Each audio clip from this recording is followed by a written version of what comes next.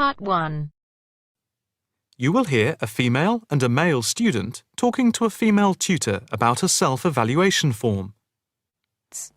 First, you have some time to look at questions 1 to 6.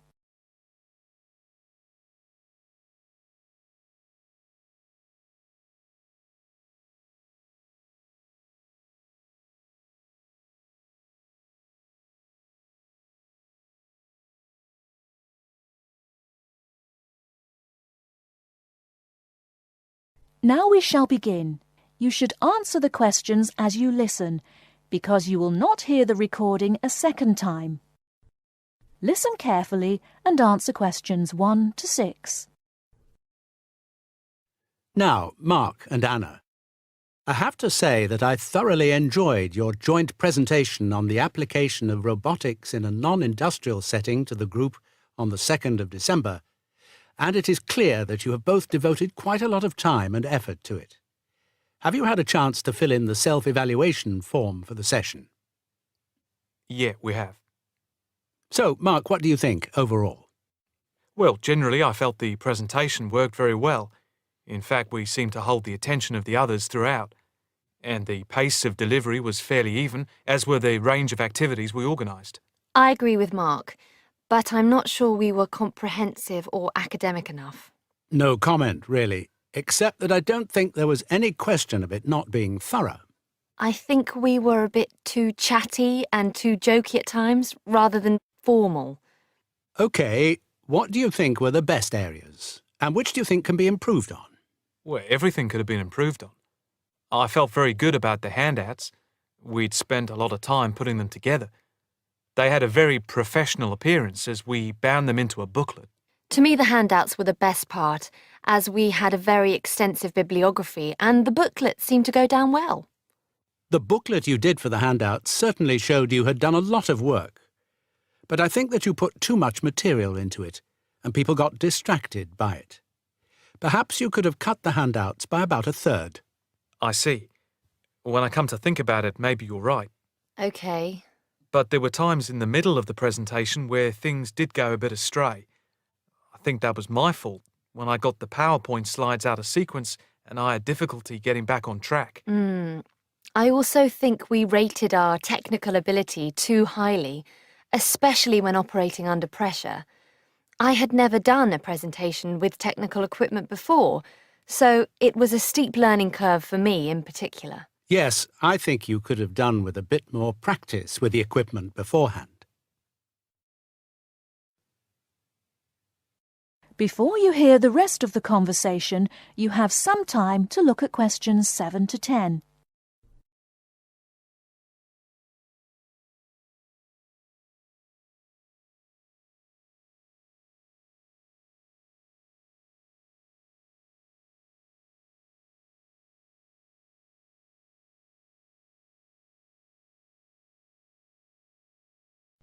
Now listen and answer questions 7 to 10.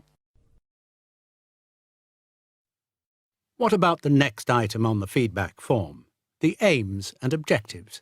I think they were very focused and we followed them through well, I think. We wanted to show how Europe was lagging behind other areas of the world. Yeah, I think they were clearly set out. Yes, agreed. No comment there.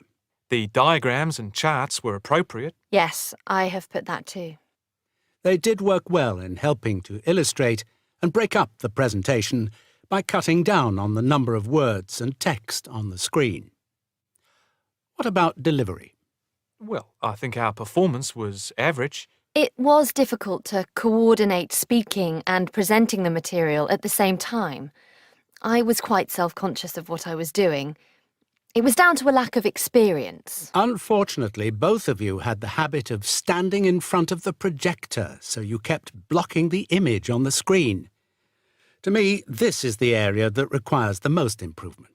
The section on the predictions of the commercial application in the future, I think, appeared a bit haphazard. To me, it was a weak point of the presentation.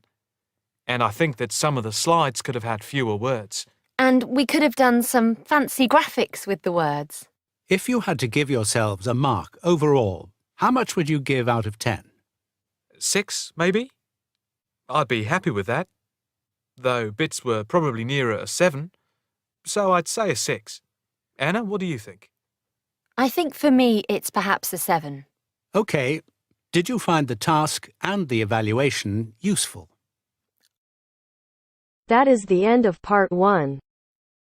You now have half a minute to check your answers.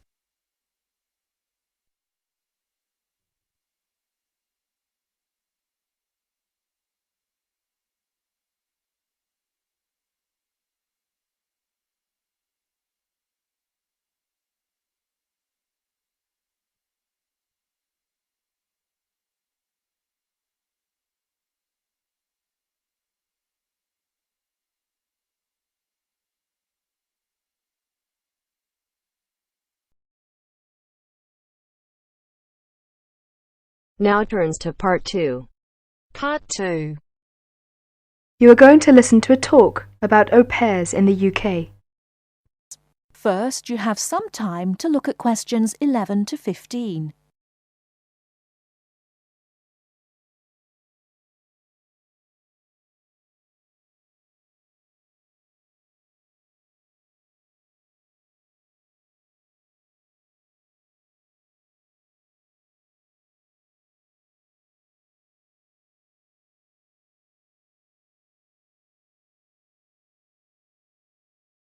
Now, listen carefully and answer questions 11 to 15.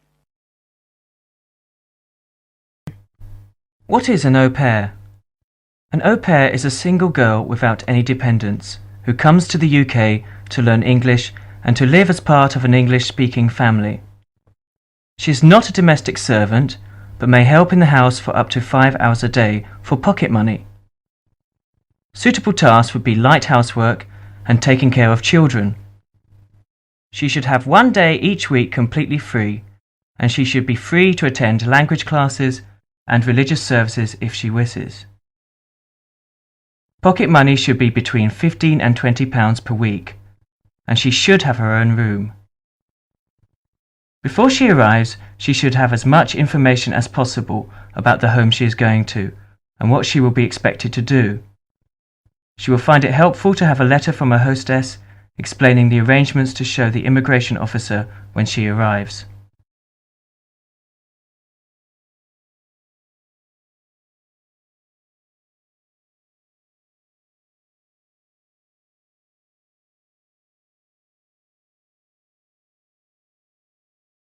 Before you hear the rest of the talk, you have some time to look at questions 16 to 20.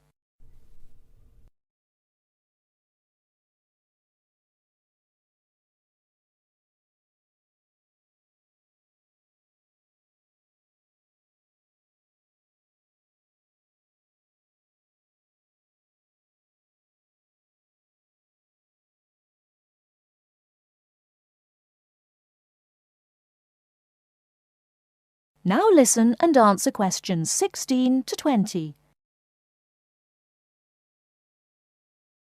An au pair must be a single girl aged at least 17 and no older than 27 when she first becomes an au pair. She must be a national of a Western European country which includes Malta, Cyprus and Turkey. The longest a girl may stay in the UK as an au pair is 2 years. A girl who has been in the UK before as an au pair will be allowed to come to the UK again as an au pair only if the total period is not more than 2 years. An au pair is not allowed to take a job in this country. The light household duties which are part of the au pair arrangement are not regarded as employment. An au pair who is a national of a country which is not in the Commonwealth or European Community EC, and who is admitted for longer than 6 months will normally have to register with the police. This will be shown in her passport. She must take her passport and 2 passport-size photographs to a police station. She will have to pay a fee, about £25. If an au pair wishes to stay longer than the time stamped in her passport, she may apply either by post to Luna House, Croydon, or in person at one of the public inquiry offices. If she applies by post, It is a good idea to send any valuable documents by recorded delivery post. She should apply before the time limit on her permitted stay runs out. She must show that the arrangements are still those of an au pair. She may change host families during her time in the UK, providing that the new arrangements are also those of an au pair. That is the end of part 2. You now have half a minute to check your answers.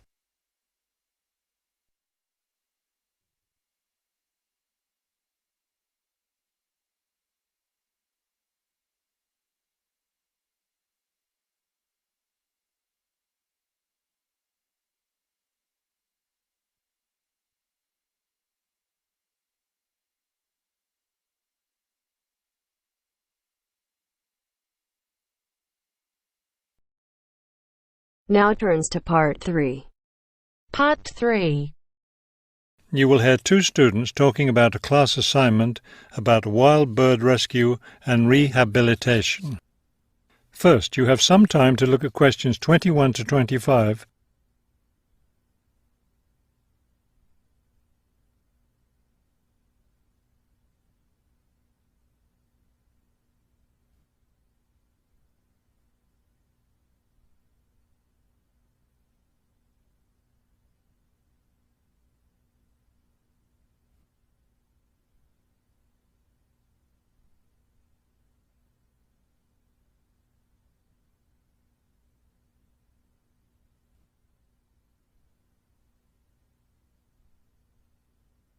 As you listen to the first part of the conversation, answer questions 21 to 25. Okay, let's go over the requirements and see what we have left to do. Let's see. We have to give the professor a written summary of the information we've gathered on our topic, wild bird rescue and rehabilitation.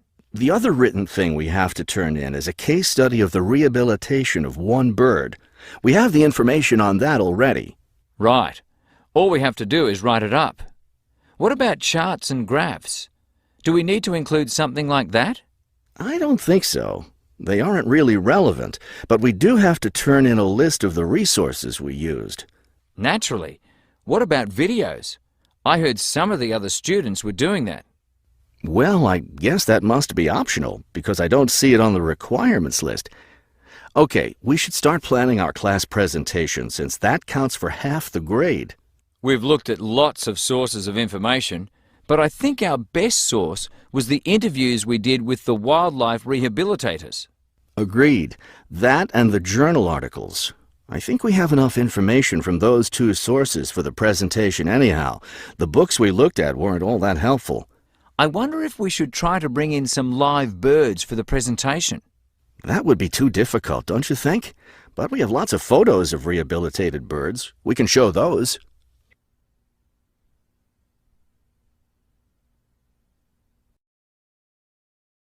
Before you hear the rest of the talk, you have some time to look at questions 26 to 30.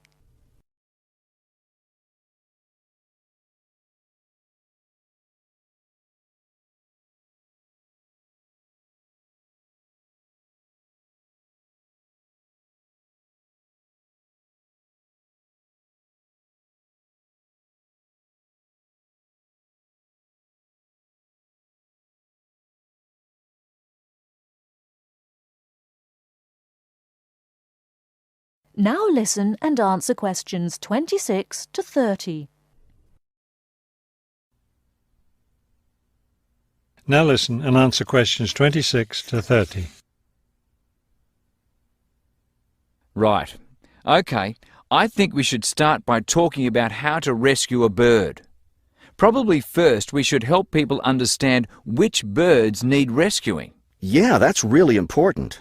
Because a lot of times people see a baby bird that's all alone, or they find a bird sitting on the ground and they think it needs to be rescued. And usually, those are just baby birds learning to fly. So we should emphasize that people should only attempt to rescue a bird that's clearly injured. For certain kinds of birds, the rescuer needs to wear protective gloves because some of those birds have sharp claws and can tear your shirt, or worse, injure your face or some other part of your body. Yes, that's an important point. OK, next, let's tell people to put the injured bird in a box with good air circulation.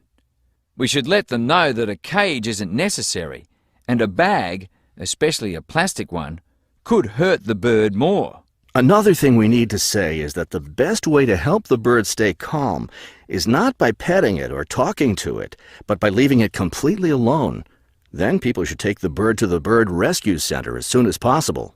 Right, and we should also point out that when they're driving the bird to the rescue centre, it's better not to play music on the radio or talk loudly, because those things just stress the bird. Yes, it's better just to speak quietly while you have the bird in the car. Okay, we've got that part covered. Next we should talk about what happens at the rescue center.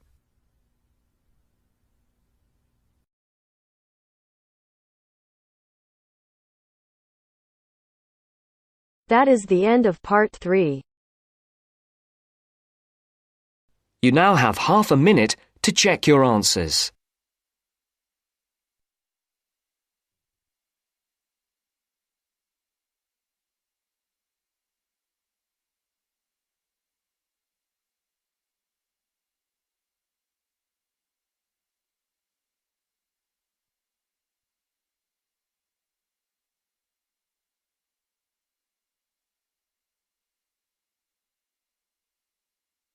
Now turns to part 4. Part 4. Listen to the following lecture about lightning. First, you have some time to look at questions 31 to 40.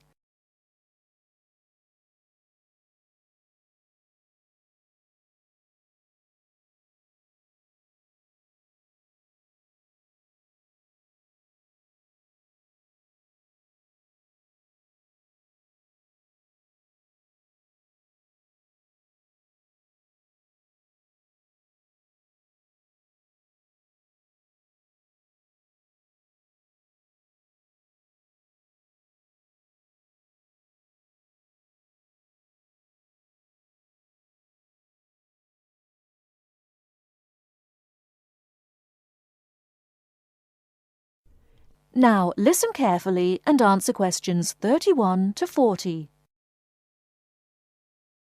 In earliest times, man considered lightning to be one of the great mysteries of nature.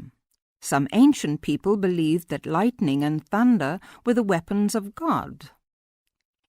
In reality, lightning is a flow of electricity formed high above the earth. A single flash of lightning 1.6 kilometers long has enough electricity to light 1 million light bulbs.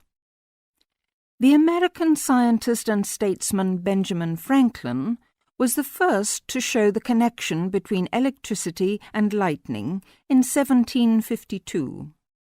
In the same year, he also built the first lightning rod. This device protects buildings from damage by lightning. Modern science has discovered that one stroke of lightning contains more than 15 million volts. A spark between a cloud and the earth may be as long as 13 kilometers and travels at a speed of 30 million meters per second. Scientists estimate that there are about 2,000 million flashes of lightning per year. Lightning hits the Empire State Building in New York City 30 to 48 times a year. In the United States alone, it kills an average of 1 person every day. The safest place to be in case of an electrical storm is in a closed car. Outside, one should go to low ground and not under trees. Also, one should stay out of water and away from metal fences. Inside a house, people should avoid opening doorways and windows and not touch wires or metal things.